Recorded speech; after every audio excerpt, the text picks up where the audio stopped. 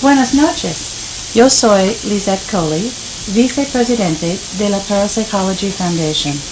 Esta noche tenemos la primera conferencia en español auspiciada por la Fundación, la cual será dictada por el Dr. Carlos Alvarado.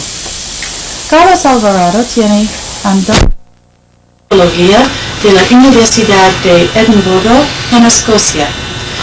Él es conocido en parapsicología por sus publicaciones sobre experiencias fuera del cuerpo, aspectos de la historia de la investigación parapsicológica, y por su perspectiva internacional al estudio de la parapsicología. El Dr. Alvarado ha sido asistente de investigación para el Dr. Ian Stevenson en la Universidad de Virginia y visiting scholar en el Instituto de Parapsicología, llamado ahora Rhine Research Center, en Durham, North Carolina. Él fue presidente de la Parapsychological Association y es el presidente actual de la Asociación Iberoamericana de Parapsicología. Actualmente, el Dr. Alvarado está asociado con la Parapsychology Foundation. Él es el director de programas domésticos y internacionales de la Fundación y el editor de las monografías Parapsychological Monographs. El Dr. Alvarado ha llevado a cabo investigaciones sobre experiencias fuera del cuerpo en Puerto Rico, los Estados Unidos y en Escocia. Su trabajo ha sido becado por la Parapsychology Foundation, la Society for Psychical Research y por el Instituto de Frankfurt. Sus publicaciones incluyen más de 100 artículos en revistas de parapsicología y de psicología. Él es autor del folleto Apuntes para una introducción a la parapsicología y uno de los editores de Research in Parapsychology 1993. Actualmente, el Dr. Alvarado está terminando de escribir una monografía sobre sus estudios de experiencias fuera del cuerpo. Es un gran placer introducir al Dr. Alvarado, quien hablará esta noche sobre el mundo de los fenómenos paranormales, introducción a la parapsicología.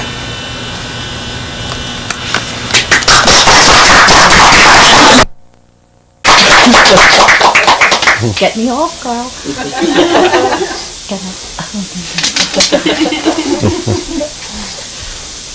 Muchas gracias por esa introducción. Lo que vamos a tratar de hacer hoy es presentar una introducción bien general y básica a la parapsicología. Vamos a tratar de contestar preguntas como ¿qué es la parapsicología? ¿Qué fenómenos estudia la parapsicología? ¿Qué métodos utilizan en sus estudios? Y algunas de las cosas que la parapsicología ha podido demostrar hasta el momento. Como ustedes saben, pues la parapsicología es un campo controversial que tiene muchos problemas, pero también tiene cosas fascinantes que necesitan discutirse, necesitan hablarse más, y lamentablemente pues mucho de lo que se sabe de parapsicología tiende a quedar en revistas especializadas y no sale mucho al público en general. Parte de lo que queremos hacer en este video que estamos haciendo en español, el primer video que hace la Parapsychology Foundation en el idioma español, es tratar de traer algunos de estos conocimientos que tiene la parapsicología hacia el público de habla española, tanto de Europa como de América Latina, en diferentes lugares. Lo que yo voy a hacer básicamente es presentar una introducción bien general que sigue lo que yo escribí en este folleto publicado por la Fundación. El folleto básicamente es una introducción bien básica al campo y los interesados pues lo pueden adquirir si quieren tener más bibliografía y detalles de algunas de las cosas que yo voy a hablar. Pues bien, primero quiero empezar pues trayendo cuáles son los orígenes de la parapsicología, que como ustedes saben son básicamente una serie de fenómenos inexplicables que todos hemos tenido, nuestras familias siempre han informado de historias fascinantes a través del tiempo, sueños precognitivos, fantasmas que se han visto dentro de la casa, fuera de la casa, objetos que se mueven sin contacto, una serie de fenómenos que la ciencia, campos como la física, como la biología, no tienen explicación. Y no solamente no tienen explicación, sino no tratan de investigar los fenómenos, no tratan de hacer nada con estos fenómenos. Estos fenómenos en realidad son rechazados, nadie les presta mucha atención. Por eso pues se hace necesario tener un campo que los estudie de una forma sistemática. En la antigüedad había muchos movimientos y todavía por supuesto existen movimientos, filosofías, religiones, todos basados en estos fenómenos. Sin embargo, ha sido muy poco los intentos de hacer una investigación sistemática, de aplicar el método científico o aún cualquier otro tipo de método de observación sistemática.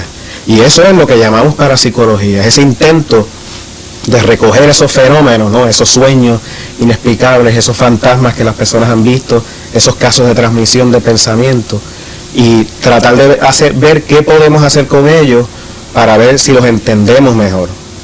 El propósito de este campo no es solo documentar la existencia de los fenómenos, ese es el primer paso.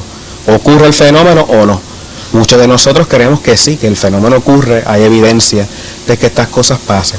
Pero el segundo paso sería, una vez aceptamos que estas cosas ocurren, ¿qué podemos hacer con estos fenómenos?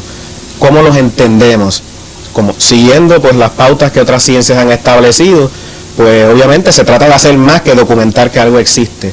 Se trata de ver cómo funciona, cómo afecta a los seres humanos, qué diferencias hay entre un país a otro en la manifestación de estos fenómenos. Los hombres o las mujeres son diferentes en la forma en que manifiestan estos fenómenos. Y así una serie de preguntas que nos lleva a aprender algo sobre estos fenómenos. Pero vamos a empezar primero con una descripción de qué es lo que la parapsicología estudia, ¿no? Cuando decimos fenómeno, ¿de qué estamos hablando? La parapsicología, pues, tradicionalmente ha clasificado estos fenómenos en diferentes formas. Una de las clasificaciones más simples es la de fenómenos mentales y fenómenos físicos, o fenómenos en los cuales obtenemos información y otros fenómenos en los cuales se afecta el ambiente de forma física. En el primer grupo tenemos lo que llamamos actualmente los fenómenos de percepción extrasensorial. Percepción extrasensorial es un término que trata de reunir una serie de fenómenos en los cuales el ser humano aprende algo de un evento que está ocurriendo, por ejemplo, a distancia. Algo que no tenemos forma de saber normalmente. Esta clasificación la podemos delimitar aún más en términos de qué tipo de información una persona recibe. Y más adelante les voy a dar algunos ejemplos para ilustrar a los fenómenos que me estoy refiriendo. Pero uno de los términos más populares, por ejemplo, es el de telepatía, un término que se crea en el siglo XIX, que básicamente reúne estos fenómenos de percepción extrasensorial, en donde obtenemos información del estado de ánimo o los pensamientos de una persona. Cuando la información que obtenemos es algo relacionado más con un acontecimiento físico, como por ejemplo un accidente de un automóvil, hablamos de clarividencia, para distinguirlo de telepatía. Cuando lo que estamos hablando es de un suceso futuro, cualquier tipo de suceso, hablamos de precognición, que es la llamada habilidad de ver el futuro, saber algo que va a pasar luego, pero que en este momento pues no tenemos ninguna información de que va a ocurrir más adelante. Estas son clasificaciones que en cierta forma pues son bastante académicas, y cuando estamos hablando de casos de percepción extrasensorial en la vida diaria, son sumamente difíciles de hacer una distinción. O sea, en práctica realmente no podemos decir que esto es clarividencia o esto es telepatía. Pues vamos a dar un ejemplo. Un ejemplo que ocurre en mi familia. Esta persona está en su casa y de momento tiene una visión. Ella está viendo toda su casa, las paredes de su casa, todo normal. De momento todo eso se desvanece y aparece una visión completamente diferente, como si estuviera viendo una película, estuviera en otro lugar. Y lo que ve es la escena de un accidente de un avión que cae y se destruye. Y lo que esta persona ve son el avión destrozado, con humo, fuego y mucha gente sufriendo, y esta persona ve los restos del avión en el suelo. Una de las cosas que la persona nota mientras está mirando la escena es que hay una muñeca pequeña tirada en el suelo, como si alguien lo hubiera arrojado. La visión se desvanece casi automáticamente de la misma forma que había aparecido, y la persona pues no se puede explicar, ¿no?, qué es lo que había ocurrido. Sin embargo, unos días después, esta persona está viendo las noticias en la televisión y ve una escena sumamente parecida de un accidente que había ocurrido en un país lejano. La cámara de las noticias va enseñando todos los detalles que esta persona dice son muy parecidos a la experiencia de ella, pero lo que le llama la atención es que mientras la cámara se mueve, llega un momento en donde hay una muñeca en una esquina, y en la muñeca ella dice era igual que la que ella había visto en su experiencia. Ella interpreta eso como que ella vio ese accidente antes de que el accidente ocurriera. En este caso pues tendríamos lo que llamamos un caso de precognición. Ella tuvo esa visión aparentemente verídica que ocurre unos cuantos días antes de que ella corrobora el suceso en la televisión. Sin embargo, hay otros incidentes así parecidos que son contemporáneos. Con esto quiero decir que ocurren mientras uno está teniendo una experiencia, algo está pasando a distancia en el mismo momento. No hay que esperar ni uno o 2 días. Ocurre todo en el mismo momento. Este es un caso que les voy a hablar, un caso clásico que ocurre en el siglo XIX. Una niña sale de la escuela y va caminando leyendo un libro de geometría. Era aparentemente una niña, ¿no?, bastante estudiosa, porque le interesaba la geometría, y mientras va leyendo, caminando por la acera, tiene una experiencia en donde deja de ver el libro y le aparece una imagen en donde lo que ella ve es una habitación en la casa donde ella vive, y ve a su mamá tirada en el piso, inconsciente, como que le había pasado algo, no estaba toda a lo largo en el suelo. La visión se desvanece inmediatamente y la niña pues está confundida, no sabe qué hacer, pero tiene un convencimiento de que esa era su mamá, esa era su casa y ella tenía que hacer algo. Y en vez de correr a su casa, lo que hace es que corre hacia el doctor del pueblo. Era un pueblo pequeño donde todas las personas conocen al doctor, y ella entra al doctor y trata de convencerlo para que venga a la casa, para que ayude a su mamá. Pero mira, el doctor al principio no le cree la historia, porque como la niña dice que fue una visión, pues no le da mucha credibilidad. Sin embargo, la niña insiste tanto, el doctor le dice para calmarla, va con ella a la casa. Cuando llegan a la casa, suben a la habitación, en un segundo piso, y allí efectivamente estaba la madre, que había tenido un ataque al corazón, y le pueden salvar la vida debido a que la niña trajo al doctor en el momento apropiado. Este es un ejemplo también dramático, ¿no?, de una visión que aparece de momento, pero que en vez de ser un suceso futuro, es un suceso que ocurre en el presente. Cuando la niña tiene la visión, aparentemente ya la madre había tenido su ataque y estaba inconsciente, arrojada en el suelo. Así que este es un caso pues, bien parecido al anterior, en donde todo el panorama de la persona desaparece, pero en uno es precognitivo, información del futuro, en otro, la información que se recibe ya existía en ese mismo momento. Así que se puede postular que quizás la niña había recibido información de la mente de la madre mientras estaba teniendo quizás la crisis a distancia, o de alguna otra forma captó el suceso físico, no la visión de la habitación y la madre acostada en el suelo. En estos casos nunca hay certeza, pero lo que sabemos es que ocurren así de esta forma y ocurren sin plan alguno, como en estos 2 ejemplos pues, que les acabo de dar. Estos son pues, fenómenos de percepción extrasensorial que se obtiene información. La segunda gran categoría de los fenómenos que estudiamos son los fenómenos de efectos físicos. Popularmente se habla mucho del poder de la mente sobre la materia. Okay. Gente puede hacer diferentes cosas para afectar el medio ambiente. Así, por ejemplo, se habla de que hay personas que pueden mover objetos sin tocar los objetos. Pueden levitar mesas, una mesa así como esta, se eleva en el aire, eso sería lo que se llama una levitación de la mesa. Ese es otro ejemplo de un fenómeno físico. Pero puede haber diferentes otros efectos que no dependen en sí de objetos usuales. Cuando estas cosas se estudian en el laboratorio, pues podemos ver cómo hay cierta evidencia de que la mente humana puede afectar, por ejemplo, algunos programas de computadoras que están tratando de generar números al azar. Y como veremos más adelante, pues parece haber evidencia de que es posible afectar a la computadora o a alguna parte, a algo dentro de la computadora para cambiar esa secuencia de números.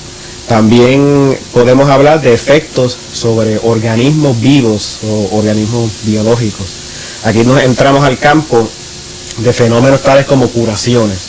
Como siempre ha habido tradiciones largas de la antigüedad, en donde se habla de personas que, por ejemplo, por imposición de manos, pueden curar enfermedades, pueden sanar una serie de condiciones físicas, médicas, que la persona está sufriendo en ese momento.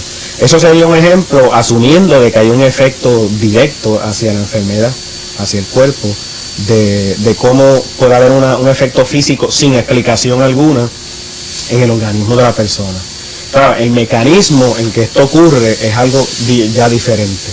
Cuando estamos hablando de algo como la imposición de manos, hay una serie de factores que quizás podrían explicar estos fenómenos. Podría haber algún tipo de energía que sale del cuerpo, interactúa con el cuerpo de la persona, o quizás podría ser un efecto de sugestión, en que uno le pone una idea a la mente de la otra persona y la mente de esa persona entonces se cura a sí misma por una serie de mecanismos que sabemos que existen, pero todavía no hay mucho control en el cuerpo humano. Y puede haber otras explicaciones.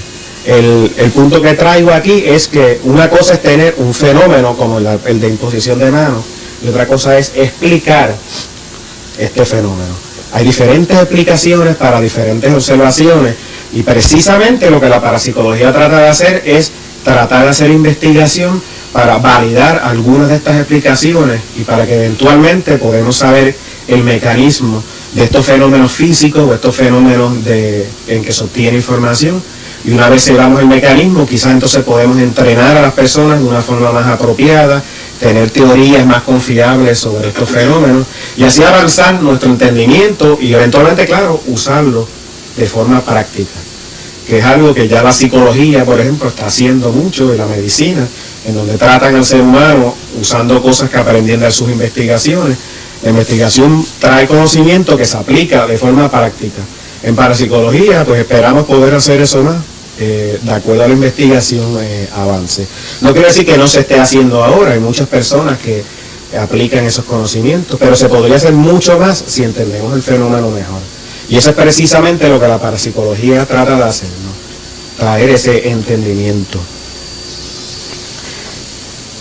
Quisiera hablarle un poquito también de otro fenómeno y darle algunos ejemplos que yo tengo en este folleto para que tengan un poco de las descripciones de estos fenómenos. Porque una cosa es hablar de los fenómenos de forma abstracta y otra es dar ejemplos específicos que nos indiquen de qué es lo que estamos hablando. Otro fenómeno interesante son las llamadas apariciones o los fantasmas que clásicamente se habla en la literatura. Por una aparición usualmente queremos decir una figura de una persona o a veces de otras cosas que se ve en una habitación o en algún lugar. Como por ejemplo usted ve la forma de una persona que ha fallecido en su familia. Eso es una aparición de una persona fallecida, una persona que ha muerto. Otros tipos de estas apariciones son de personas que todavía están vivas. Usted ve una imagen, la cara de una persona y es un amigo suyo que está vivo todavía, no ha muerto. Ese es otro fenómeno interesante de la parapsicología. Pero les voy a leer unos ejemplos de estas experiencias para que tengan una idea más concreta, pues, de qué es lo que estamos hablando. Les voy a hablar primero un caso de una aparición de una persona viva. Este es un caso que le ocurre a la esposa de un oficial de la Marina de los Estados Unidos en el 1924. El esposo de esta señora se encontraba viajando en una misión especial de la cual no tenían pues mucha información y no habían recibido información de él por varias semanas. Pero la esposa no sabía nada, la tenía en secreto. Era una misión parece bastante secreta. Según el relato, y estoy leyendo, dice esta señora: Me desperté repentinamente de un sueño profundo, con la extraña sensación de que mi esposo estaba en la habitación. Y aunque la habitación estaba oscura, me pareció como si fuera la luz del día. Y vi a mi esposo pasar por la puerta, venir a mi lado de la cama, sonreír, ir hacia el otro cuarto en donde estaba nuestro pequeño niño en su cuna y regresar a mi lado de la cama. Entonces él se desvaneció y la habitación quedó en la oscuridad. Esa es la primera parte del relato, ¿no? Al otro día, lo que ocurre es que ella le está contando esta experiencia a su suegra, que vivía con ella en la casa. Y mientras le está contando la experiencia, ella describe cómo el esposo de ella llegó actualmente, físicamente, ¿no? Ya no podía tocar, era el esposo en realidad. Y ella dice que cuando él llega, es interesante ver que él estaba vestido de la misma forma que yo lo había visto y hace las mismas acciones que ella ha visto. Viene a la cama, la besa de la misma forma, va a ver al niño en la cuna y ella entonces recuerda, yo vi esta misma imagen, mi esposo entrar el día anterior. ¿A qué se debe esto, no? Y claro, ella no tenía explicación. Esta es una carta que ella le envía a la doctora Loaiza Ryan, que estaba coleccionando casos espontáneos en los años 50, y se lo envía como algo curioso, inexplicable, que a ella le gustaría poder tener una explicación. Realmente pues no tenemos una explicación precisa, ¿no? Hay una gran gama de posibilidades de cómo podemos explicar este tipo de apariciones. Pero es un ejemplo bastante clásico de las llamadas apariciones de personas vivas. Es interesante también notar que el esposo de esta señora, cuando él se acercaba hacia su casa, que venía en el tren, estaba pensando constantemente lo que él iba a hacer cuando él llegara a su casa. Y lo que él estaba pensando era bien parecido a lo que ocurre cuando la esposa lo ve llegar a la casa. No, yo decía, yo voy a abrazar a mi esposa, la voy a besar, voy a ir donde mi hijo, lo voy a besar, lo voy a saludar. La posibilidad que nos enseña aquí que el pensamiento de él estaba tan preciso,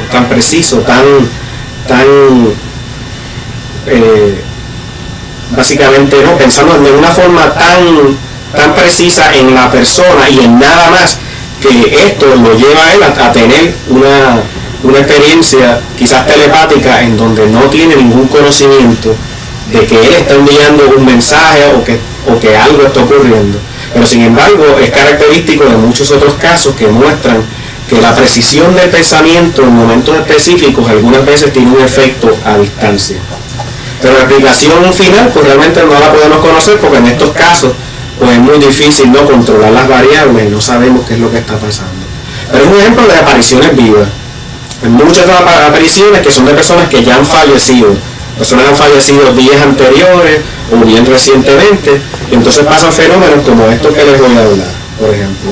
Estos son casos reportados en Islandia por Eleanor Haraldsson en una encuesta que él hace para tratar de recoger este tipo de fenómenos. Estoy citando de esta experiencia. Dice: me senté en una silla en mi cuarto y estaba leyendo. Miré hacia arriba y vi a mi abuela fallecida parada frente a mí, como si estuviese viva. Le conté esto a mi madre al día siguiente y ella me dijo, qué bien, era su cumpleaños. A mí se me había olvidado esto. Y tenemos aquí un caso de una abuela que se aparece en el día del cumpleaños de la abuela. La persona se le había olvidado eso, pero aparece. O sea, son apariciones de aniversario que aparecen en fecha específica con significado para las personas. Eso es un ejemplo corto, ¿no? Aquí hay otro ejemplo interesante. Poco después de la muerte de nuestro padre, yo fui a su casa con mi hermano. Sabíamos que no había nadie en la casa, y entonces oímos al viejo en su escritorio.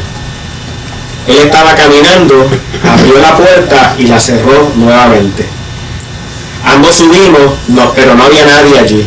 Oímos esto claramente.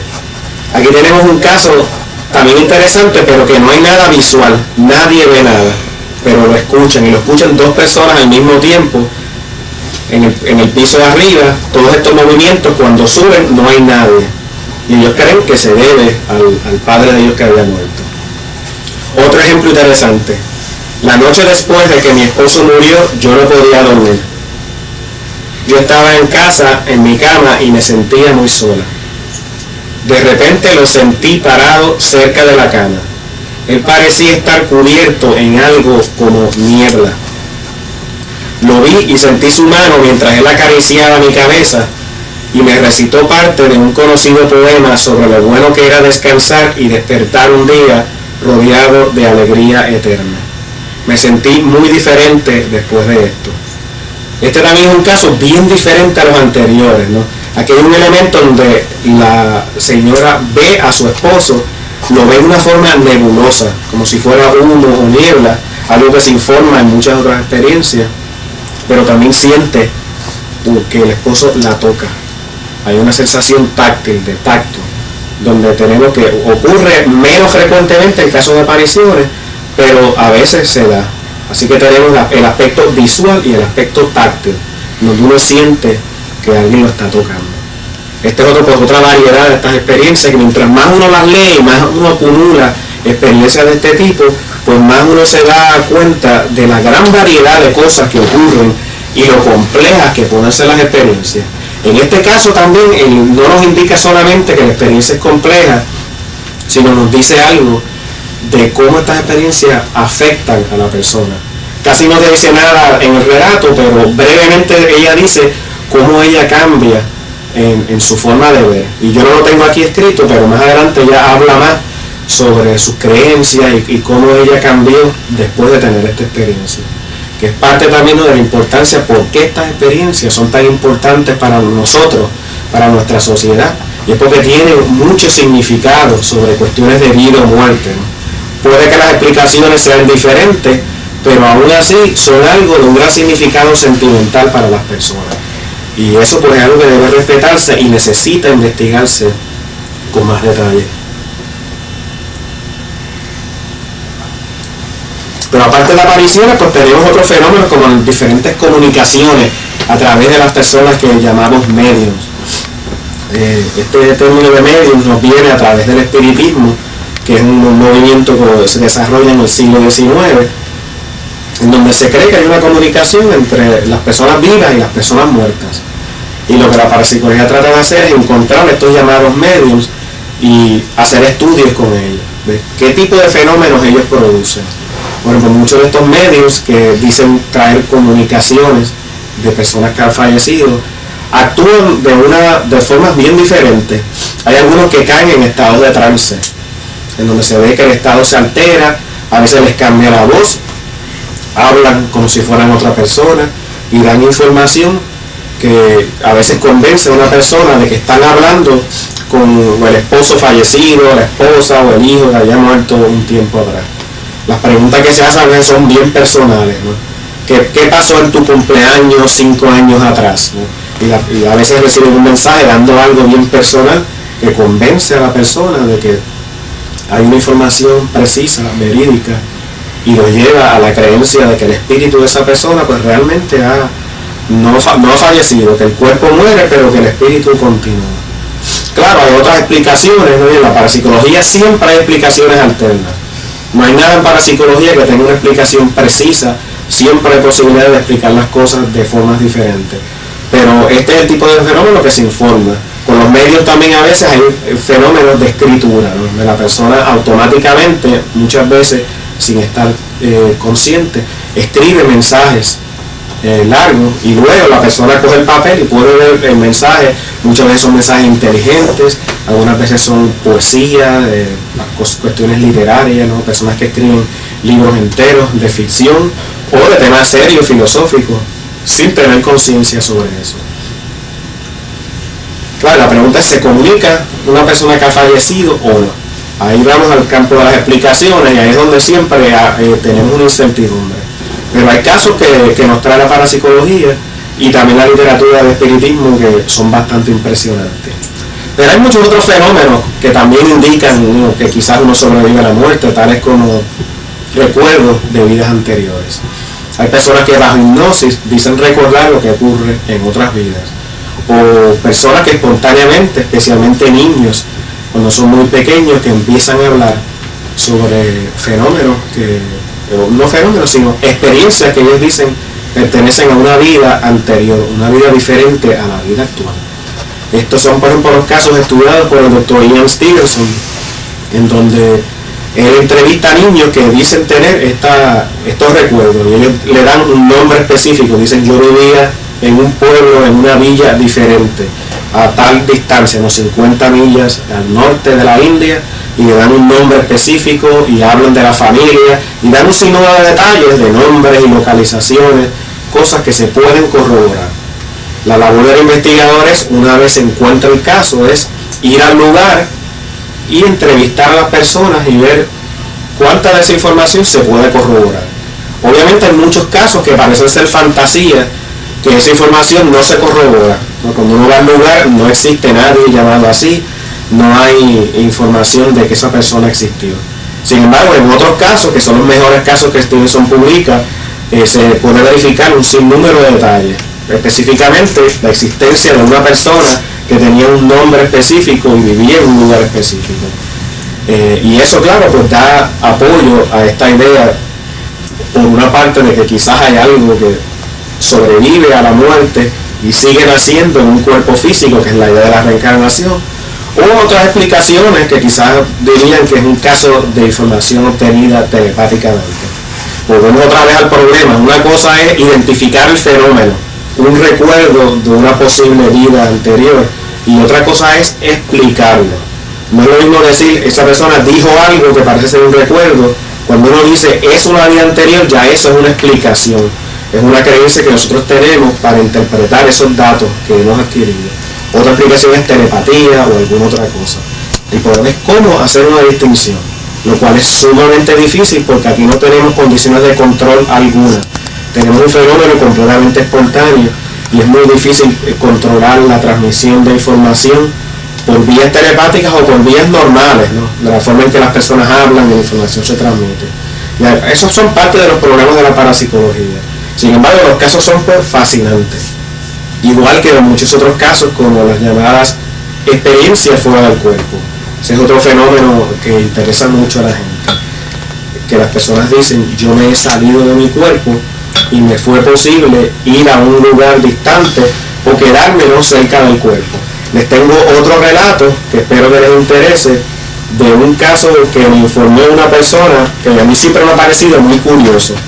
Este fue un caso que yo recogí hace muchos años atrás, y es una joven mujer policía en California, que ella está estudiando, entrenando para ser policía, y se encuentra en una situación de alta tensión.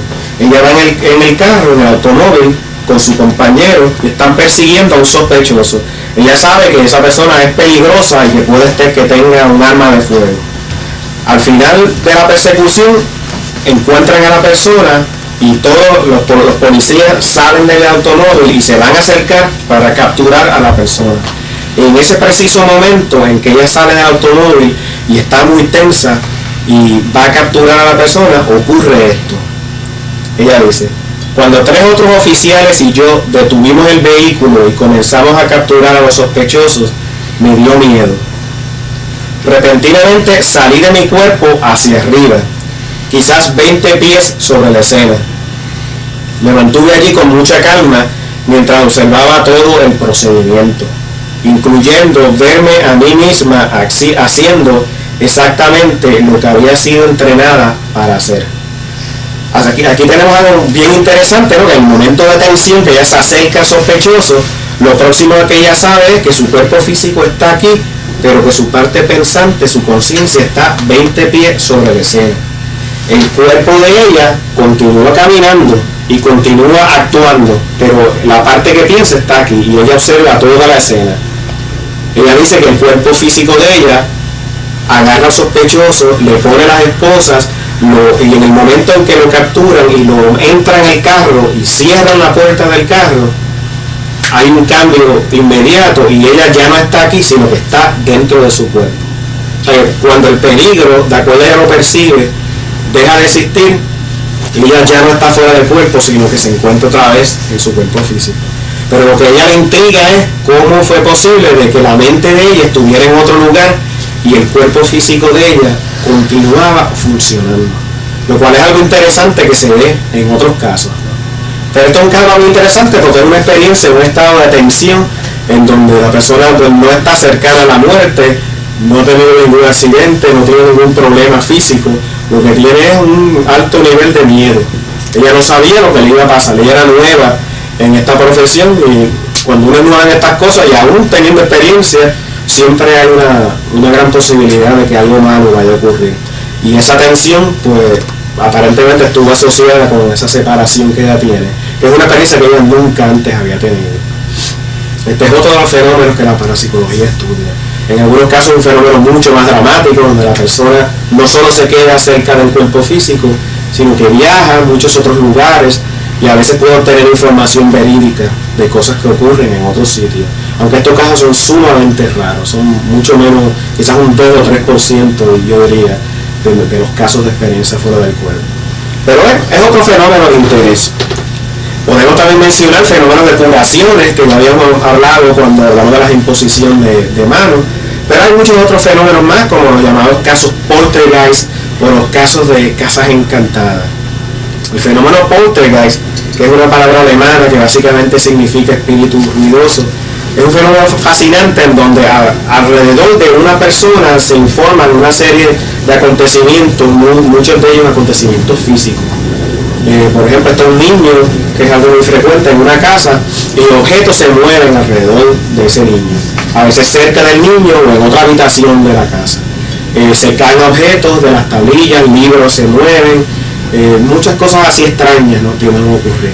En algunas ocasiones se ven figuras extrañas, las llamadas apariciones, se ven también en algunos casos poltergeist. Pero el fenómeno parece estar centrado en una persona, y que usualmente es una persona joven.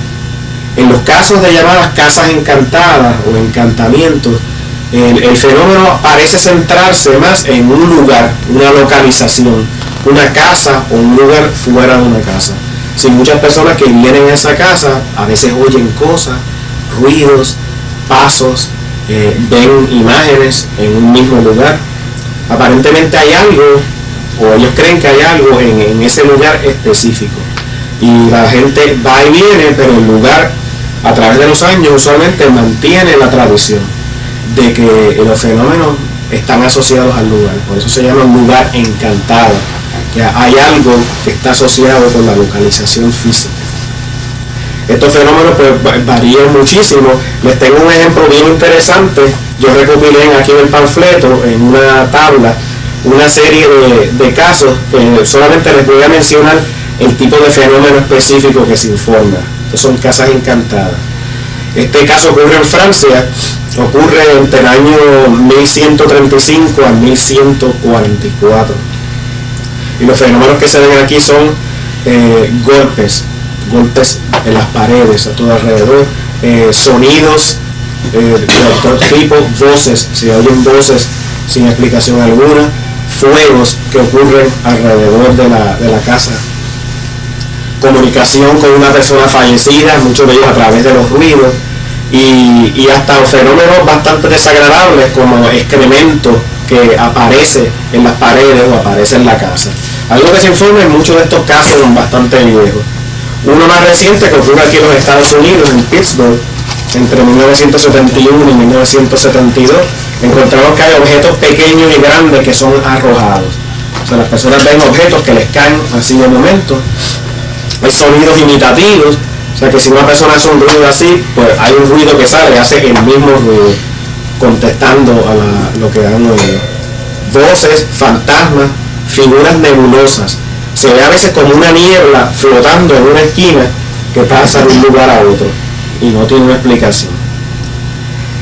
Y el equipo eléctrico afectado, o sea, cosas como cámaras, como grabadoras, pues dejan de funcionar de momento cuando están tratando de usarla, y de momento a veces cuando está tratando de usarla para tener evidencia física que el fenómeno ocurre, y luego después se arregla el aparato de por sí mismo y no hay razón por la cual el aparato haya tenido un problema. Eso son pues parte de las cosas que ocurren, ¿no? Y claro, estos fenómenos son sumamente producen mucha ansiedad en las personas que lo tienen. Las personas que viven en estos lugares muchas veces no ven estos fenómenos de movimiento de objetos y de fantasmas como algo positivo. Nosotros quizás sí, porque a nosotros nos interesan estos fenómenos, pero para esas personas ellas se ven como víctimas de cosas que ellos quieren parar, cosas que les son sumamente desagradables y que les hacen la vida bastante difícil. Se encuentran viviendo en una casa en donde no saben lo que está pasando y no se sienten seguros, y por lo tanto pues ellos no quieren que el fenómeno continúe. Y esto, claro, es otra razón para entender estas cosas mejor. ¿Por qué están pasando? ¿Cómo se pueden detener? ¿Cómo se pueden ayudar a estas personas? Eso es otro aspecto de estas investigaciones. Pues ese es otro de los fenómenos de interés. Finalmente voy a mencionar alguno más antes de entrar a otros temas, y es el fenómeno de las auras. O sea, que son personas que ven luces o campos de energía alrededor del cuerpo de otros individuos. Estos son fenómenos fascinantes que han sido bien desatendidos, yo diría, en parapsicología, pero que necesitan documentarse mejor. Son casos, por ejemplo, como uno que yo recopilé de una persona que está en la oficina, pero en un ambiente completamente normal, trabajando. Se acerca al escritorio donde está la supervisora y ella ve a la supervisora detrás del escritorio, lo que la ve de aquí hacia arriba. Está teniendo una conversación normal y de momento todo cambia, y en vez de ver a la persona de forma normal, lo que ve son una serie de luces destellantes que empiezan a moverse alrededor de la persona con flechas de un lugar a otro. Ella ve eso por unos segundos, no tiene explicación y así mismo desaparece. Eso es un ejemplo, ¿no?, de un caso de aura. Y la pregunta está clara, ¿son estas luces, estos campos de energía algo que es algo físico, se puede capturar en una cámara fotográfica, o es algún tipo de energía que no tenemos forma de detectar? ¿Qué es, no? Ahí viene nuevamente la investigación. Eso es lo que la parapsicología trata de hacer, tratar de ver cómo explicar esa visión que la persona tiene. Pero estos son solo algunos de los fenómenos. Hay una gran variedad de otros fenómenos, como por ejemplo materializaciones. Personas que pueden materializar, o dicen ellos que pueden materializar objetos en la mano, en el ámbito espiritista, en lugares cerrados, figuras que aparecen y caminan y dan mensajes y luego desaparecen. Un sinnúmero de fenómenos, muchos de ellos sumamente controversiales. Muchos de estos fenómenos son muy difíciles aún estar seguros de su existencia, pero hay muchos informes interesantes que no pueden ser desatendidos. Todos estos fenómenos pues han aparecido en nuestra sociedad de formas diferentes.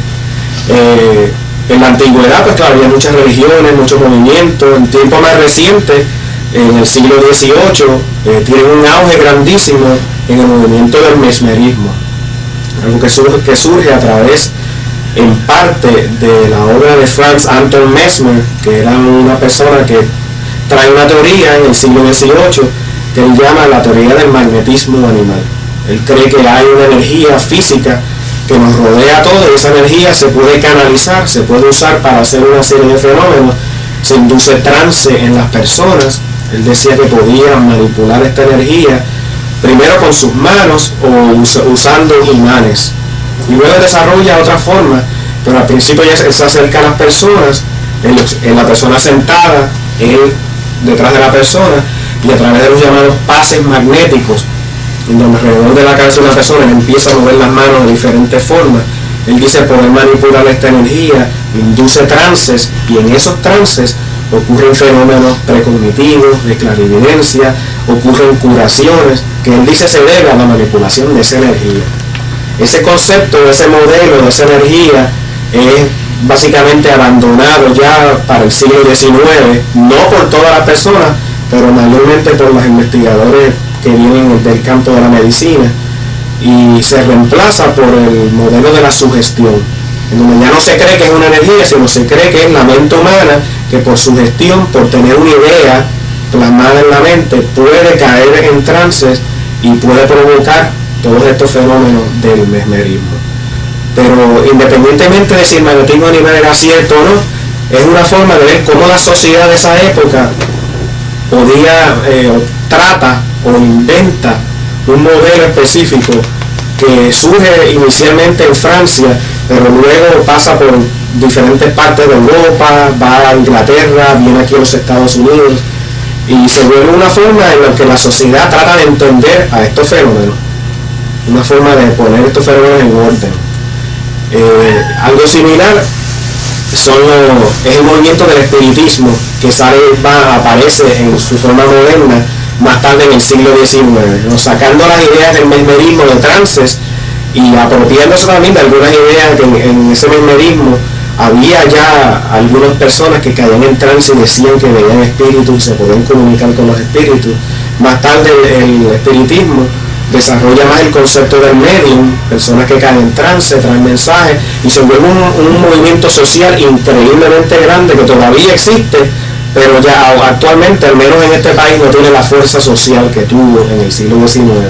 Pero nuevamente es un fenómeno que ayuda a las personas a bregar de una forma u otra con la creencia de estos fenómenos y a enfatizar de que si vamos a creer en algo, en una idea filosófica del ser humano o en una existencia, en una vida anterior, lo importante es no tener fe, lo importante es verificar las cosas empíricamente.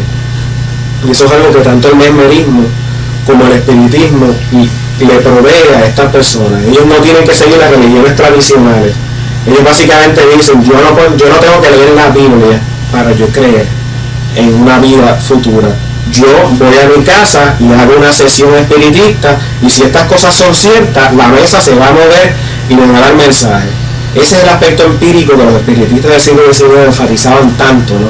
Yo no necesito a la iglesia, nosotros podemos nosotros mismos verificar nuestra filosofía, cualquier tipo de filosofía. Y eso es lo que trae a estas ideas y estas cosas mucho más cerca, ¿no?, del ser humano común. Y es parte de lo que explica por qué estos movimientos explotan y se vuelven tan comunes.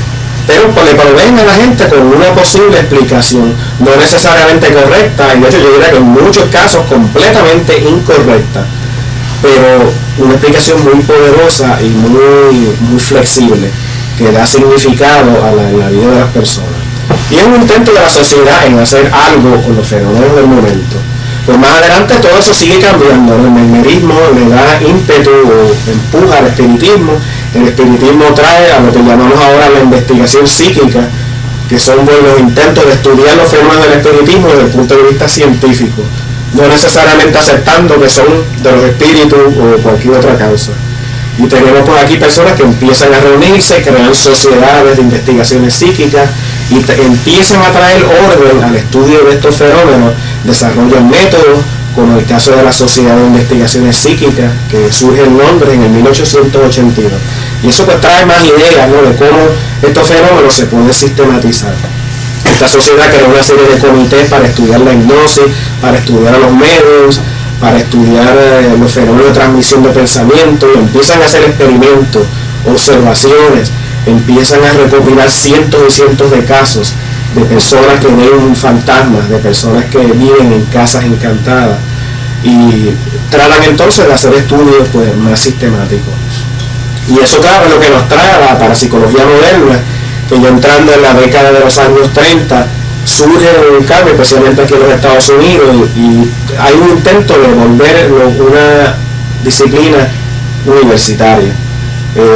Posiblemente se podría decir que eso no tuvo éxito completo, pero tuvo un gran éxito en transformar ese énfasis que existía antes en los casos espontáneos y en las sesiones de medium, se transforma más al estudio de algunos fenómenos desde el punto de vista experimental, trayendo personas que dicen tener estas facultades al laboratorio, y ahí en el laboratorio se les dan una serie de pruebas.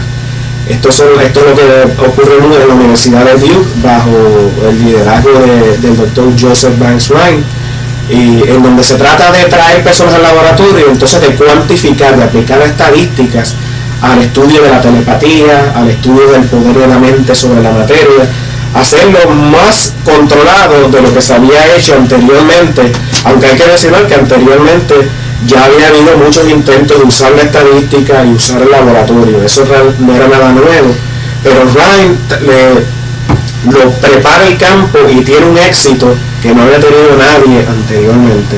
Y parte del éxito es que él puede tener discípulos, personas que sigan su trayectoria, y en los años siguientes, ¿no? Después de los años 30, los años 40, los años 50, la parapsicología, especialmente aquí en los Estados Unidos, cambia de una forma total y se abandona el estudio de todos estos casos de medios en su mayoría, y se investiga mayormente lo que se puede cuantificar en el laboratorio.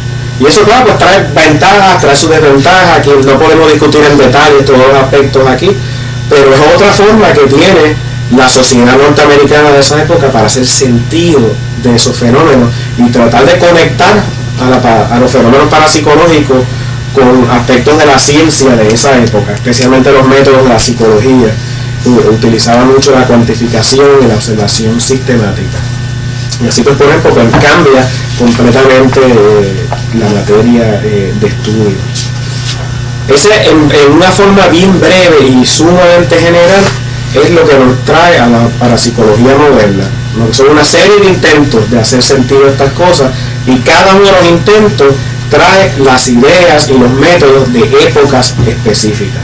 Cada época tiene sus ideas, tiene sus prejuicios, tiene sus énfasis, y eso es lo que vemos en cada una de estas épocas: el mesmerismo, el espiritismo, la investigación psíquica, la parapsicología moderna, y lo que estamos haciendo ahora también, ¿no? Que es una mezcla, diría yo, de muchos de los periodos anteriores. Es una mezcla que cambia de acuerdo a dónde nos encontramos. Una cosa es hacer parapsicología aquí en los Estados Unidos, otra cosa es hacer parapsicología en algunos países de Europa, países asiáticos, países latinoamericanos. Hay énfasis completamente diferente en diferentes culturas, en diferentes lugares. Pero todos están tratando de hacer lo que es la parte central de la parapsicología: tomar estos fenómenos en serio, investigarlos, aplicar las diferentes metodologías para ver qué podemos hacer con ellos. Y la pregunta es, pues, ¿qué podemos hacer? Ahí es donde vienen los métodos, ¿no? ¿Cómo investigamos estas cosas?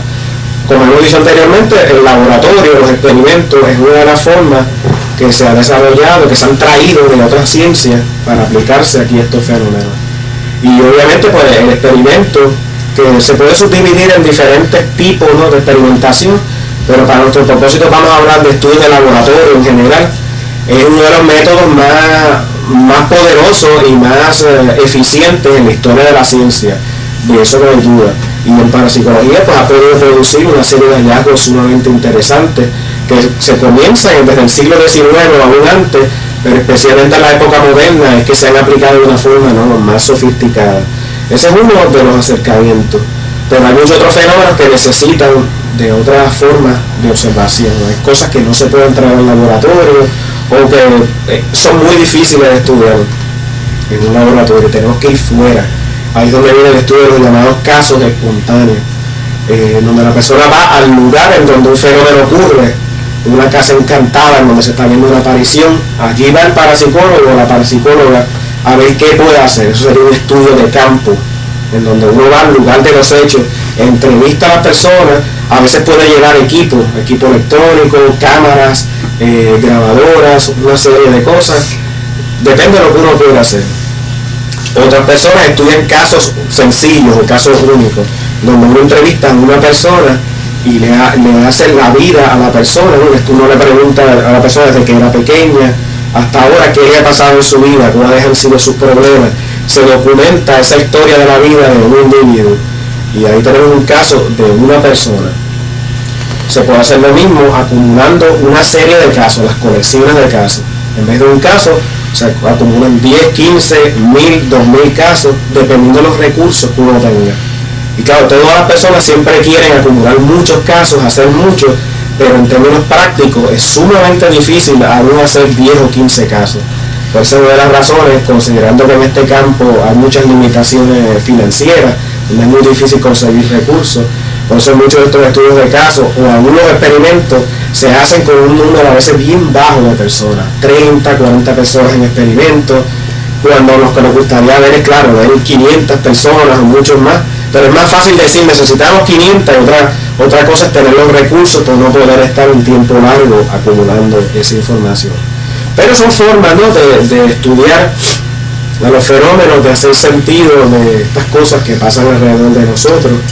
Encuestas Esa es otra forma de coleccionar casos. Nos envían cuestionarios a las personas y se puede obtener así pues mucha información sobre qué tipo de experiencias y qué variedad de experiencias tienen las personas en su vida diaria. Y claro, si podemos combinar estos estudios de casos con los estudios de laboratorio, pues esa es la mejor metodología, ¿no? Cuando hay una persona que está teniendo muchos de estos fenómenos, si la podemos traer al laboratorio y estudiar los aspectos fisiológicos de esta persona, por ejemplo, en un ambiente controlado, ahí podríamos combinar bastante bien la experiencia diaria y lo que el laboratorio nos puede decir de la parte psicofisiológica de esa persona.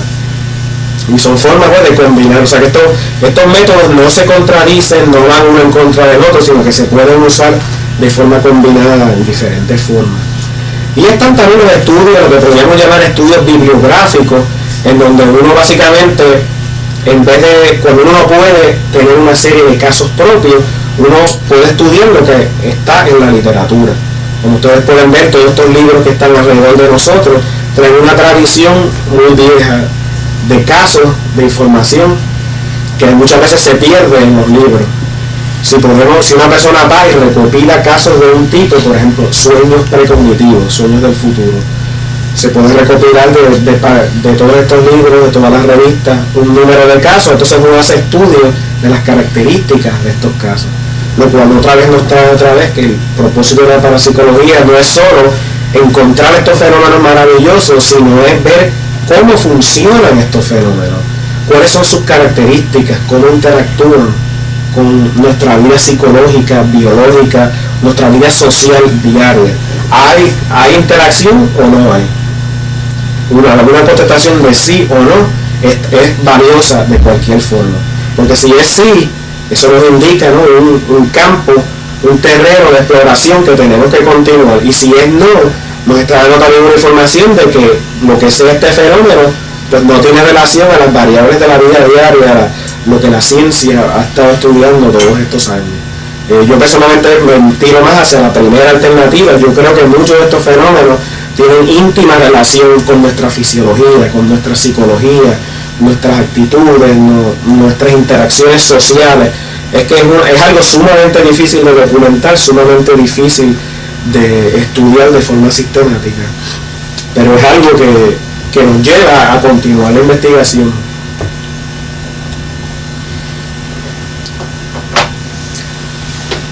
Antes de decir algo sobre las conclusiones que quizás podemos llegar, las cuales tengo que decir son bien limitadas debido a lo poco que se ha hecho en este campo, tenemos que hablar un poquito al menos de lo que a mí me gusta es llamar la mentalidad crítica.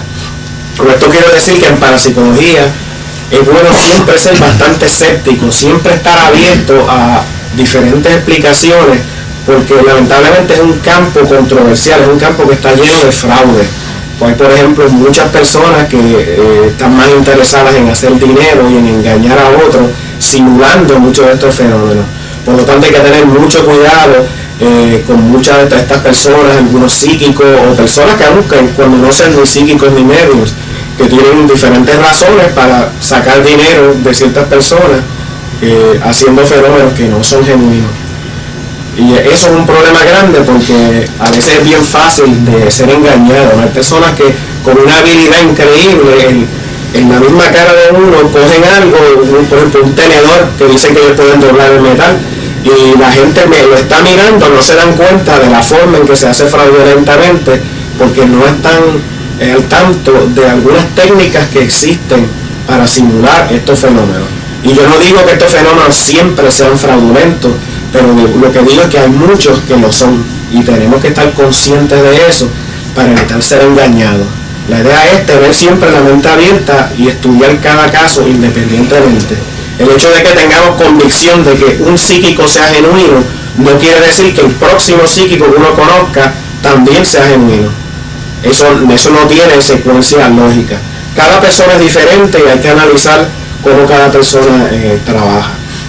Y ahí es donde viene la mentalidad crítica, que nos lleva pues a dudar, pero a dudar no de una forma patológica en donde todo lo que aparezca se rechace, pero simplemente a tener cuidado con lo que nos encontramos. Hay otras formas de tener una mentalidad crítica como por ejemplo estar siempre pendiente de las diferentes evaluaciones o las diferentes conclusiones que muchas personas nos ofrecen.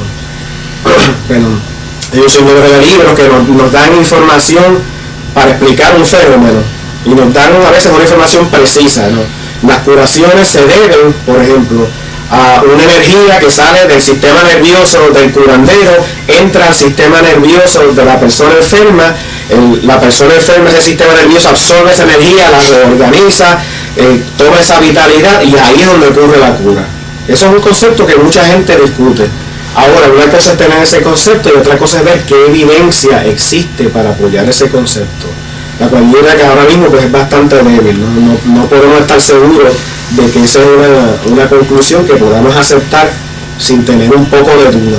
Y eso es el punto que yo traigo, ¿no? Que hay que dudar de esas explicaciones hasta que no tengamos el trabajo científico necesario para fortalecer todos esos modelos. Esos modelos no se pueden rechazar, pero tampoco se pueden aceptar como tanta gente lo hace, sin tener ningún sentido crítico de dónde está la evidencia y cómo se puede explicar estas cosas de una forma alterna. Muchas personas, por ejemplo, a veces me dicen, yo quiero investigar el efecto de la energía que sale de las manos para curar personas. Y lo primero que yo les digo es, eso es interesante, pero si hacemos un estudio de eso, tenemos que controlar por otras posibles explicaciones, tales como la sugestión. Si yo voy a una persona, le impongo las manos y le digo, mi energía te va a curar, yo también le estoy dando una sugestión a nivel psicológico. Y si yo no controlo, no trato de separar ese aspecto psicológico del aspecto físico, no voy a saber al final qué es lo que ha afectado a la persona. Si es una energía o si es la idea implantada por sugestión. Y ahí es donde vuelvo a decir, esa es la importancia de una mentalidad crítica. Tener en mente de que el fenómeno puede ser genuino, pero puede tener diferentes explicaciones y tenemos que estar pendientes de todas esas explicaciones pues para no engañarnos a nosotros mismos o engañar a otras personas. Otra cosa que a mí me preocupa mucho son las conclusiones que se basan mucho en la experiencia de una persona. Una vez habla con una persona que le dice a uno que una experiencia fuera del cuerpo funciona de una forma específica y si la persona no sigue lo que le ha pasado a él, no es una experiencia genuina. Y ahí es donde viene el problema de basarnos solo en una experiencia. La mentalidad crítica nos lleva a ver cómo son las experiencias de otras personas, ¿no? Es cierto lo que esa persona dice, que todo lo que esa persona siente y ve es el patrón general, es la norma por la cual estos fenómenos funcionan, o es algo completamente individual. La psicología nos ha enseñado algo que nosotros llamamos diferencias individuales. Hay muchas diferencias entre las personas. Hay personas bien inteligentes y personas que tienen muy poca inteligencia, y la mayor parte cae en el medio. La habilidad creativa de una persona sumamente inteligente, una persona con poca inteligencia, es sumamente diferente. Va desde una persona que no tiene imaginación alguna a otra persona que no hace más que cerrar los ojos y las imágenes le vienen, puede escribir música casi automáticamente. Todos somos diferentes. Eso se aplica también cuando leemos el libro de mediums, de psíquicos, de estas personas que dicen que han tenido experiencias cercanas a la muerte. No podemos tomar a ninguna de estas personas como un gurú, como un maestro, sin tener duda. Porque todas estas personas tienen sus limitaciones de acuerdo a su propia condición humana, a sus propias limitaciones. Nos dan mucho para aprender, no podemos rechazar eso, pero tenemos que comparar qué nos dice esa persona con lo que nos dice otra. Y hacer un consenso de acuerdo a las diferentes experiencias. Eso es otro de los aspectos que a mí me gusta enfatizar en términos de la mentalidad crítica. Hay que dudar, hay que buscar de formas diferentes. Pero son los problemas básicos de este campo, ¿no? Que siempre son difíciles de resolver y muchas veces no estamos seguros con qué estamos bregando, si realmente estamos midiendo o estamos investigando lo que creemos que estamos investigando. Es un fenómeno tan incierto, muchas veces tan subjetivo, que nos lleva mucho pues, a cuestionarnos nosotros mismos.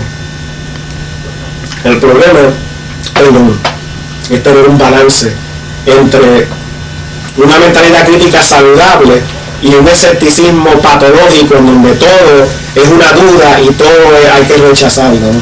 Y eso es bien difícil y varía mucho.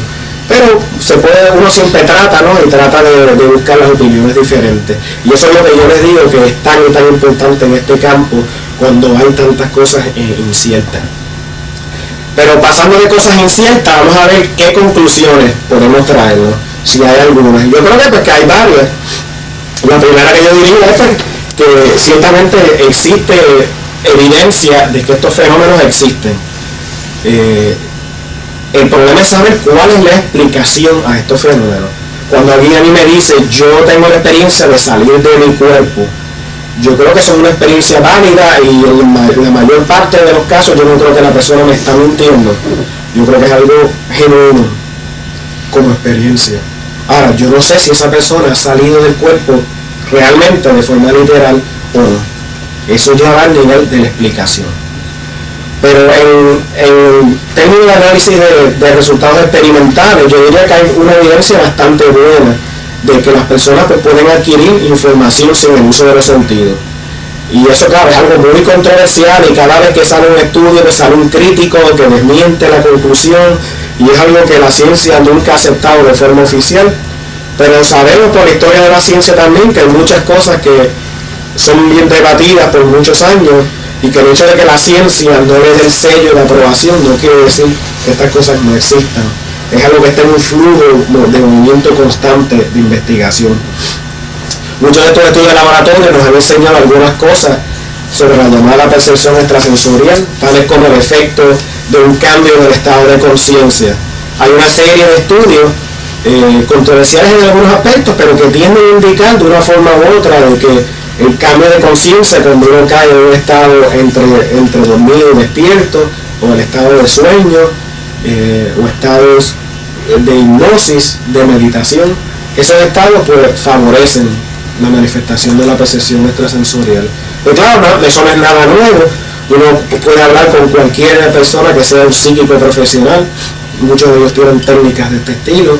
La historia de este campo con los mediums, por ejemplo, nos habla mucho sobre estos fenómenos de trance y cómo el trance es tan importante para poder manifestar el fenómeno.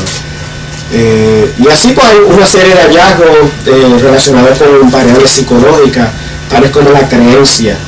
Se ha encontrado en muchos estudios que las personas que creen en la existencia de la telepatía, por ejemplo, de la percepción extrasensorial, pues tienen mejores resultados que las personas que son escépticas.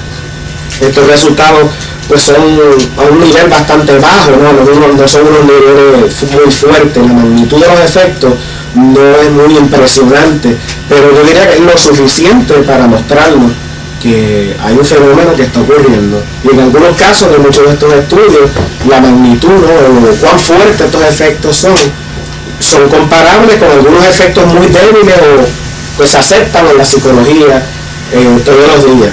Sin embargo, cuando se mira la parapsicología, se piden unos resultados mayores, debido a que quizás las personas no creen que estos fenómenos son muy increíbles o por otras razones. Otras conclusiones son que estos fenómenos son bastante comunes.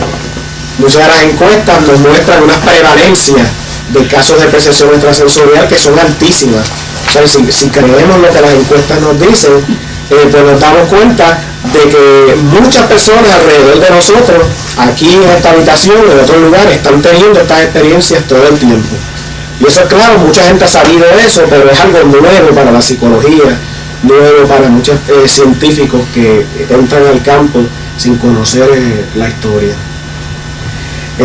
También encontramos que estos fenómenos, algunos son más raros que otros.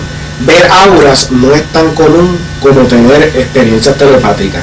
Hay una diferencia en la frecuencia de estas manifestaciones y todavía no sabemos la razón. Puede que hay personas que se especialicen más en un área que en otra, es más fácil quizás tener otros fenómenos que otros, no sabemos la razón, pero cuando se unen todas estas encuestas encontramos que ciertamente hay una diferencia, ¿no? Que las auras no pasan de un 10%, muchas veces son menos, y los otros fenómenos van a veces de entre 30, 40, 50% o más.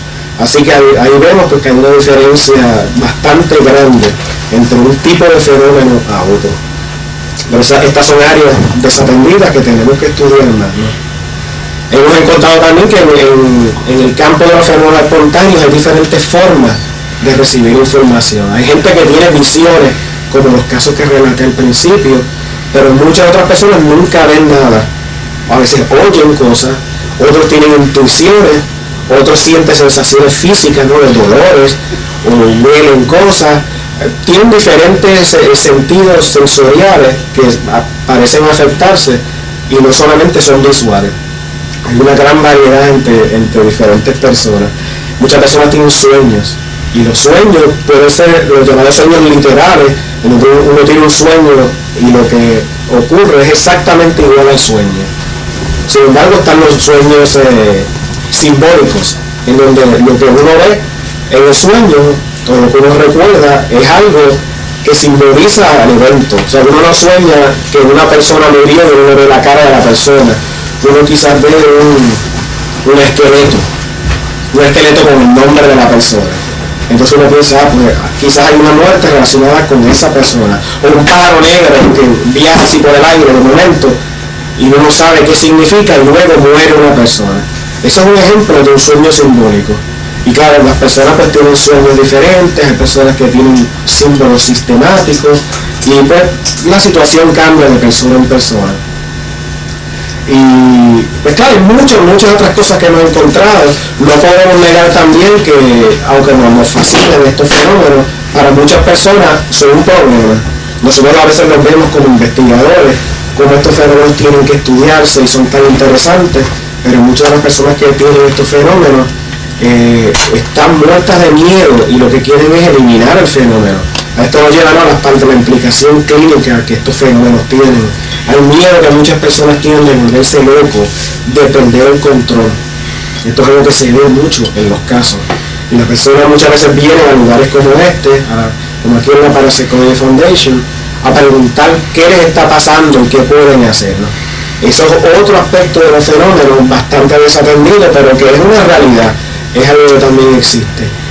Eso, de una forma general, pues son algunos de los hallazgos, algunos de los aspectos básicos de la parapsicología.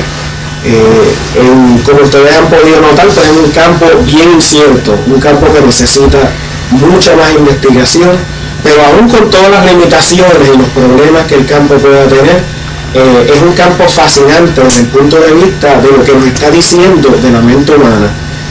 La experiencia humana, no importa cómo expliquemos estos fenómenos, una de las cosas que nos dice la parapsicología, con todos estos estudios que se han hecho a través de todos estos años, es que la mente es mucho más compleja, el comportamiento humano mucho más complejo de lo que nos enseña la psicología, la sociología o la antropología.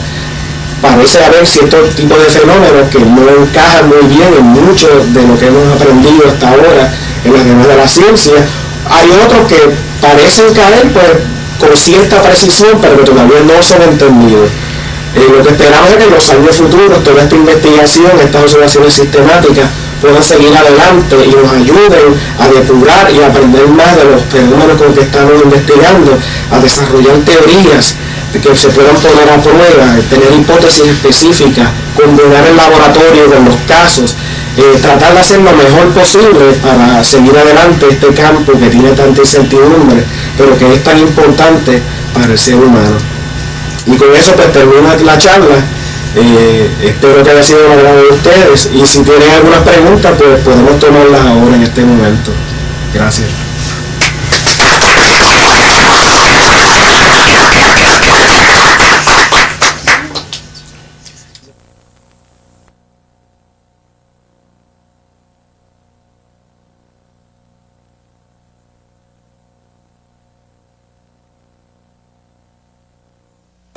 Apariciones.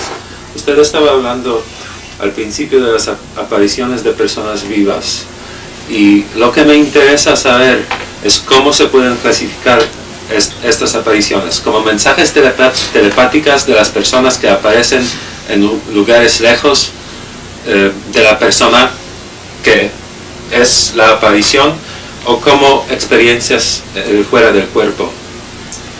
Sí, se han conceptualizado de ambas formas.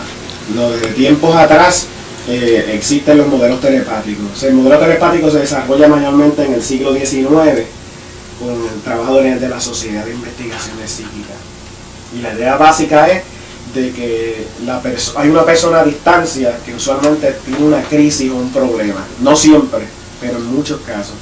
Esa persona envía un mensaje telepático a una persona querida, a un pariente, a alguien relacionado. O sea que uno está, por ejemplo, en un lugar y uno está muriendo o teniendo un accidente. La otra persona está en su casa y aquí esta persona ve una imagen de la persona que está muriendo.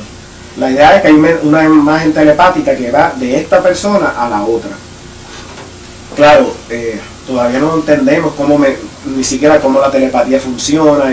Eso es una idea bien general, ¿no? Que nos da quizás un posible modelo, pero que es muy difícil de poner a prueba también porque todos esos casos, o la mayor parte, no todos, ocurren en contextos donde no hay ningún control.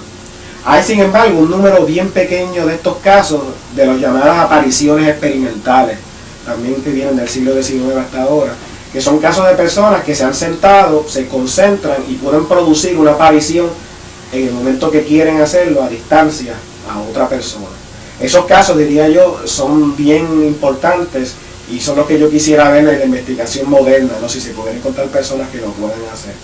Pero eso sería el modelo telepático. El otro, como él bien dice, es el de la proyección de algún aspecto de la persona. La mayor parte, pero no todo, pero la mayor parte de los casos de apariciones de vivos, no hay una conciencia de un viaje de un sitio a otro. Existen ese tipo de casos, pero cuando uno coge las apariciones de vivo en su totalidad, los casos donde hay conciencia, que es una experiencia fuera del cuerpo, consciente, son más raros que los casos en donde no hay conciencia. Esos son la gran mayoría. Sin embargo, hay personas que estos fenómenos se repiten tanto alrededor de ellos que quizás sugeriría algo así, ¿no? Son personas como en el caso que yo menciono aquí, de una persona que se está acercando a su casa y el fantasma de esa persona aparece, o el doble de esa persona aparece antes de que la persona llegue. La teoría que se presenta es, pues, hay un tipo de proyección sin la conciencia de la persona. Es un fantasma de algún tipo sutil, algún tipo de energía que no conocemos, que llega y anuncia la llegada. El problema que tenemos con esto es cómo verificar esas ideas. Pues yo diría que la metodología que tenemos ahora, la forma de observación, no nos permite hacer mucho más con estas explicaciones. Gracias. Tengo solamente una pregunta más.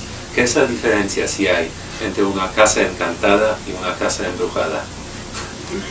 Pues depende cómo se usa el término. Muchas veces se usa como sinónimo. Sí. Okay, gracias. Yo tengo unas cuantas preguntitas también. Sí. Mire, el hecho de que la parapsicología sea un campo controversial se presta a muchos conceptos erróneos o percepciones erróneas. ¿Puede decirme usted si existe o no una diferencia entre precognición, premonición y presagio? En general, muchos de esos términos se usan para el mismo fenómeno. Hay algunos autores que han hecho diferencia en términos de cómo la experiencia llega a la persona.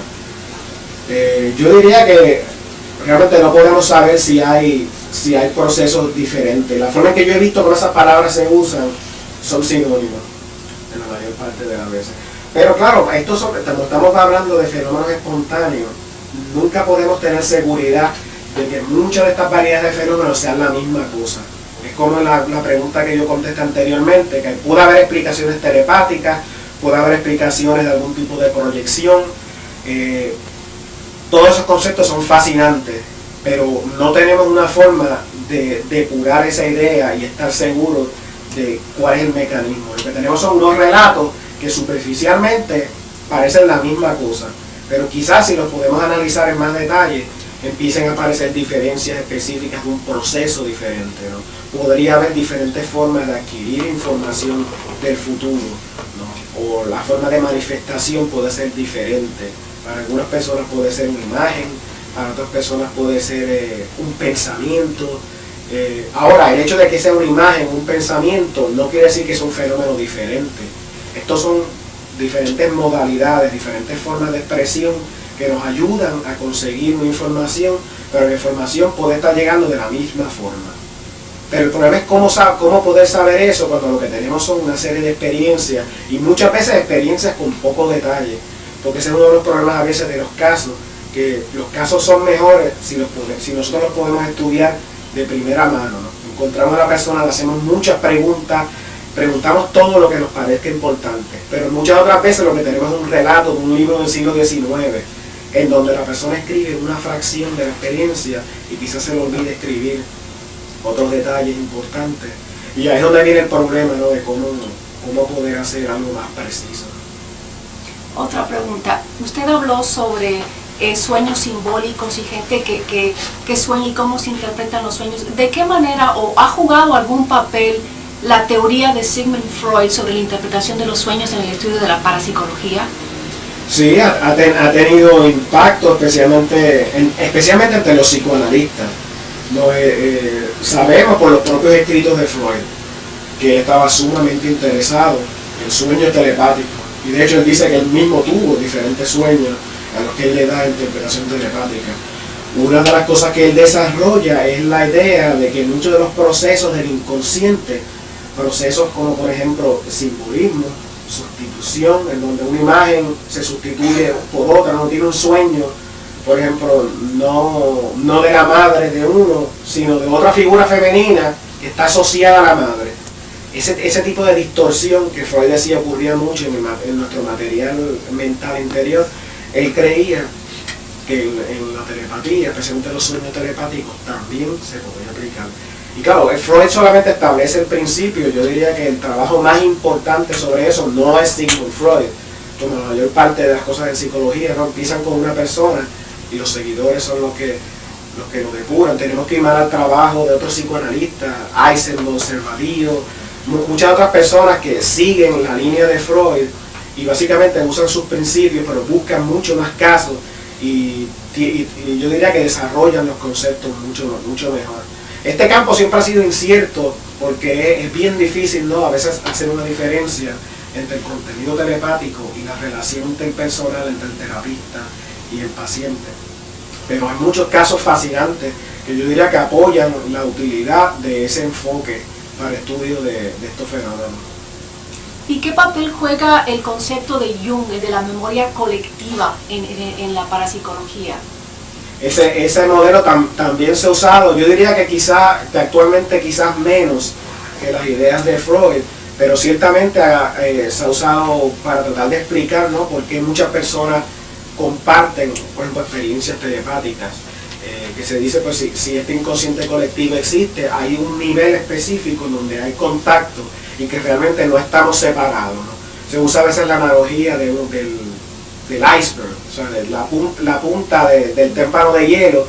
A veces las puntas no las podemos ver porque están bajo el agua o en algún sitio, pero debajo del agua todo eso se conecta y lo que vemos son cosas separadas, pero hay una conexión a otros niveles, a niveles mentales, otro tipo de realidades, y estas ideas pues se ha usado para tratar de enfatizar por qué ocurre la transmisión de pensamiento. La idea básica es, nosotros creemos que estamos separados, la ilusión es que estamos separados porque yo soy un cuerpo físico, usted es un cuerpo físico, todo, y cuando usted se va, usted está allá, yo estoy aquí, estamos separados, es lo obvio, pero a niveles mentales hay unas conexiones invisibles que solamente se hacen visibles en ciertos procesos dinámicos, ciertas interacciones humanas específicas, ahí es donde los vemos más claramente, pero usualmente nunca se ven, y esos procesos más raros son estos casos de telepatía, ahí es donde se aplicaría esa idea. Jung también decía que la mujer era más apta para la intuición. ¿Usted cree que el sexo de una persona tiene que ver con su posibilidad de ser medium o algo así? Eso es algo discutido, ¿no?, que nunca ha tenido una solución realmente. Yo me inclino más a pensar que no hay nada específico, biológico o psicológico, excepto la diferencia que traemos cuando crecemos y cuando la sociedad nos moldea. Hombres y mujeres obviamente somos educados de forma diferente. El hombre muchas veces pues nos espera que haga ciertas actividades a veces más públicas, donde salir a trabajar, la mujer se queda en la casa, dependiendo de la sociedad en que estamos hablando. Y eso es lo que yo creo que nos hace diferentes. Desarrollamos ideas de nuestro ser, de nuestras interacciones, más en base a cómo nos han criado, cómo nos han enseñado a relacionarnos unos con los otros. Y si tenemos un entrenamiento para pensar de nosotros que somos más dependientes de una persona, más independientes, que es lo que yo veo que pasa mucho en el entrenamiento de una mujer joven en cierto lugar, es muy diferente al de un hombre joven, ¿no? Especialmente en países latinos. El hombre se le permite muchas otras cosas más, salir a beber con los amigos, hacer muchas más cosas. De cierta edad adelante a la mujer no se le permite eso. Yo creo que eso nos trae unos cambios tan y tan grandes a nuestro sentido de conexión con familia, a nuestro sentido de ser, que puede traer un impacto en los fenómenos parapsicológicos. Una también de las razones es que en algunas sociedades, incluyendo la sociedad americana, especialmente en el siglo XIX, el rol, por ejemplo, de ser un medium era quizás una de los pocos roles que una mujer inteligente y con habilidad podía tener para hacer ciertas cosas. Y eso se ha discutido en muchos historiadores. Aquí hay varios libros sobre eso, ¿no? de cómo el movimiento feminista está bien asociado con el espiritismo del siglo XIX aquí en este país. Y parte del argumento viene de que como era tan difícil para una mujer pues estudiar medicina o estudiar leyes o cualquier otra cosa, muchas mujeres de gran habilidad canalizaron esas habilidades a través de ser medios, y la sociedad les permitía hablar de forma inteligente a veces cuando estaban en trance, porque eso eran los espíritus, no era ella. Y como la sociedad era dominada, ¿no?, más por el género pues masculino, pues traía esos problemas. Y si eso es cierto, ¿no?, y yo no sé hasta qué punto lo podemos aceptar, pero yo creo que hay una gran parte de que eso es así. Pues ahí vemos como una conexión entre el género, la idea, ¿no?, de masculino y femenino, y la manifestación de estos fenómenos. Pero no es que la mujer sea más psíquica que el hombre, sino que la forma en que nos hemos criado y nuestro organismo mental se ha desarrollado nos lleva a ciertas necesidades o ciertas estrategias que nos permiten manejar esos fenómenos mejor. Es muy difícil articular esto, ¿no?, porque es algo bien... y que cambia, ¿no? Los Estados Unidos son muy diferentes a Brasil, y Brasil es bien diferente a Francia, y cada país tiene su dinámica de género, pero yo me inclino más a pensar que es algo sociológico en el desarrollo de la persona, no es algo biológico necesariamente. Usted también habló sobre el fenómeno físico de personas que pueden doblar tenedores o cucharas. ¿Qué me puede decir usted sobre Uri Geller? ¿Es charlatán o es verdadero? Bueno, yo no me atrevo a decir nada en realidad sobre Uri Geller. Yo personalmente no estoy convencido de que él haya demostrado que él provoca estos fenómenos. Pero fuera de eso no puedo decir nada. No, puede ser que no hayan hecho muchas de las investigaciones necesarias con él. Ha habido algunos estudios que son más impresionantes que otros, pero para mí muchas de las condiciones en que ha sido estudiado eran que las condiciones no eran muy buenas, y realmente hace falta estudios mucho más sistemáticos, no solamente con Uri Geller, sino con muchas otras personas que hacen lo mismo. Yo tengo una pregunta. ¿Qué es necesario para el desarrollo de parapsicología como una ciencia en el mundo iberoamericano? En el mundo iberoamericano. Sí. Bueno, hay muchos problemas con el desarrollo de la parapsicología en el mundo iberoamericano, y algunos son tan básicos y tan sencillos como, primero que la mayor parte de la investigación se lleva a cabo en países de habla inglesa. Los Estados Unidos, Inglaterra producen un gran por ciento de la investigación parapsicológica. Hay muy poco que se hace en América Latina y en España, en Portugal, aunque hay algo, pero uno de los problemas básicos es que como la mayor parte de los estudios ocurren en habla inglesa, hay una barrera de lenguaje increíble entre Iberoamérica y los Estados Unidos. Yo he podido trabajar con muchas personas de Iberoamérica, personas sumamente inteligentes y talentosas, que sin embargo no pueden leer en detalle un libro o un informe de un estudio. Y no es falta de inteligencia ni habilidad, es falta de saber el inglés. Y es algo así tan sencillo, afecta mucho esto en Iberoamérica.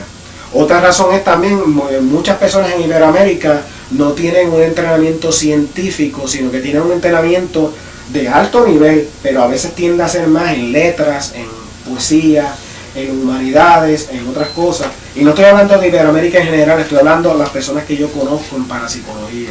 Y eso es problemático porque no tienen algunas veces mucho entrenamiento en cuestiones de estadística, de metodología, de cómo hacer estudios, ¿no? Aún estudios de entrevistas y otras cosas. Claro, hay muchas personas con grandes habilidades, en muchos, yo no estoy diciendo que todo es así, pero hay un % de investigadores que tienen ese problema.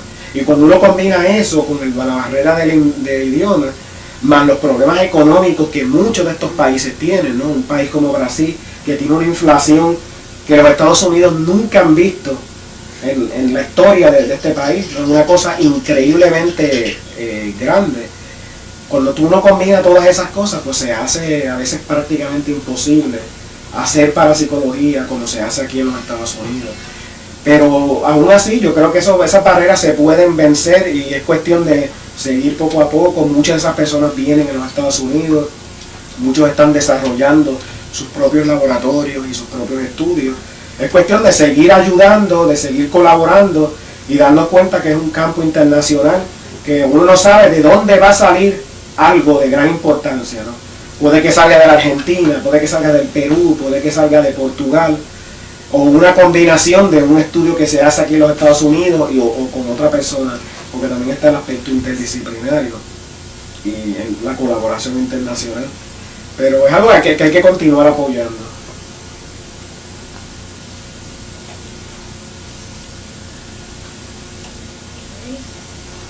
Gracias, ¿Algunas preguntas? Pues muchas gracias a todos.